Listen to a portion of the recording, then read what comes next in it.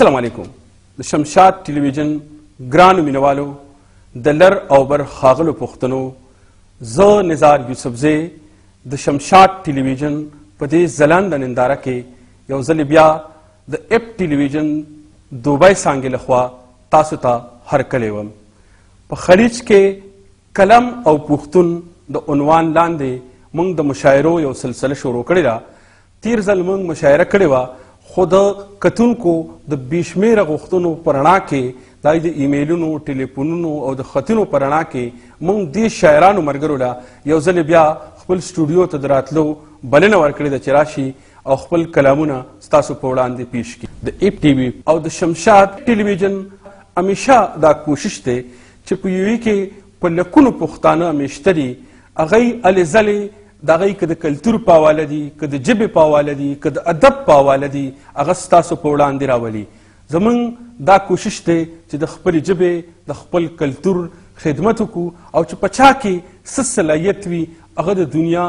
نورو پښتنو سره معرفي کړو چې دلته کې په لکونو پښتانه په یوې کې ژوندي دي هغوی صرف ډوډۍ غم نه دي په مخ اخیستی بلکې د خپل کلتور د خپلې ژبې د خپل ادب خدمت ورسره هم کوي. په دې ادبي پروګرام په خلیج کې کلم او پښتون په دې نننۍ مشاعره کې موږ سره ګډون لرونکي شاعران دي ښاغلی اکبر علي اکبر د صوابی، ښاغلی لیاقت تصور د صوابی زیدی، ښاغلی انور چراغ صاحب د صوابی زیدی، ښاغلی خالد خان اسرت صاحب د صوابی نوي کلي، ښاغلی نزار الله نزار صاحب د صوابی شاه منصور او ښاغلی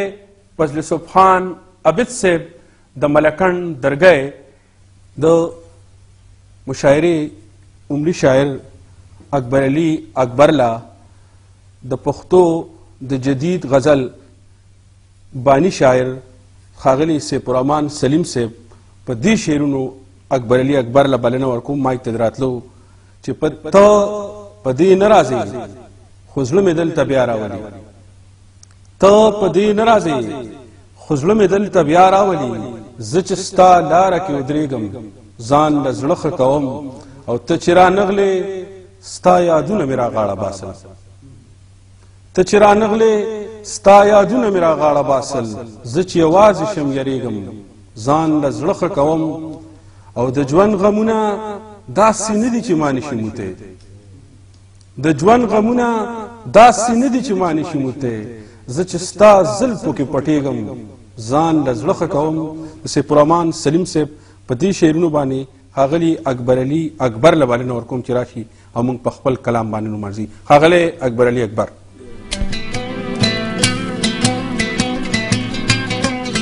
وی ته خاندې رقیبه اخر څه پورې، ته خاندې رقیبه اخر څه پورې، رنګ پسې مې خاندې او که زړه پورې، تا مې زړه ته مړ انګار پوکلی و او تا مې زړه ته مړ انګار پوکلی و، اور درته د خپله ځانه شه پورې او لنګ مې کړو څادر در پسې ګرځم، لنګ مې کړو څادر در پسې ګرځمه، سری مې لمن کړه ګریوانه پورې او ما پسې د بروټ هسې انخته دی، ما پسې د بروټ هسې انخته دی، کور راله رقیب جوړ که کاله پورې او ستا بڼو قلبیل راله سینه کړله، ستا بڼو قلبیل راله سینه کړله، غشي وو د زړه مې وخاته پورې، ستا په انتظار کې زه ساده اکبر او ستا په انتظار کې زه ساده اکبر، ناست یم تر ماښامه دیواله پورې. دا ښاغلی اکبر علي اکبر صاحب چې ډېر خوندور غزل او ډېر خواږه شعرونه موږ ته واورول. د ده نه پس د مشاعرې دویم شاعر ښاغلي لیاقت تصور له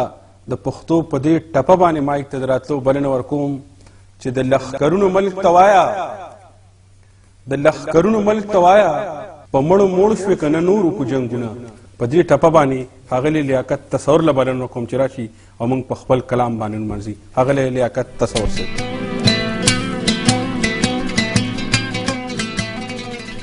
غزل عرض دی خیر د قاتله ته په ما باندې زړګې مسیزه خیر د قاتله ته په ما باندې زړګې مسیزه خو د فطرت د ښایستونو پسرلې مسیزه ظالمه دا د لږو توندو ذریعه ده زما ظالمه دا د لږو توندو ذریعه ده زما مال غنم مال جوار مال پټې مسیزه دا په ماحول کې تازگی او زندگی راولي دا په ماحول کې تازگی او زندگی راولي زما د غرونو چنارونه او لرګې مسیزه بارود د یوسا چرته لري په دریاب لا هوکړه بارود د یوسا چرته لري په دریاب لا هوکړه زما د ګل په شان په خاوره نور هیڅ شی مسیزه غصه سړکړه د حسین د سور و نخلی غصه سړکړه د حسین د سور و نخلی د نفرتونو په ور ځان له د زړګې مسیزه تصور ټول انسانیت لپاره امن غواړي تصور ټول انسانیت لپاره امن غواړي قاتل پرېږده بس د خدای دپاره دې مسیزه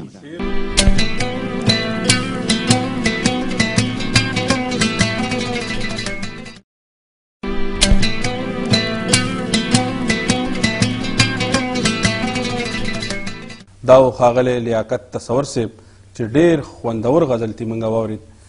د مشاعرې په دې مرحله کې اوس ښاغلي انور چراغ صاحب له د پښتو په دې ټپه باندې مایک ته د راتلو بلنه ورکوم چې خدای دې د ښې ورځې خاوند کا خدای دې د ښې ورځې خاوند کا چې د ریمنې لوپټې نه خلاصه شم په دې ټپه باندې انور چراغ صاحب له بلنه کوم چې راشي او موږ په خپل کلام باندې نمانځي ښاغلی انور چراغ صاحب غزل دی خکل یې داسې هر یو ته خاندل به درته ګرانه شي خکل یې داسې هر یو ته خاندل به درته ګرانه شي ومنه د ډېرو زړه ساتل به درته ګرانه شي او زړه چې غني نه لري د وخت گردش زغمې نه شي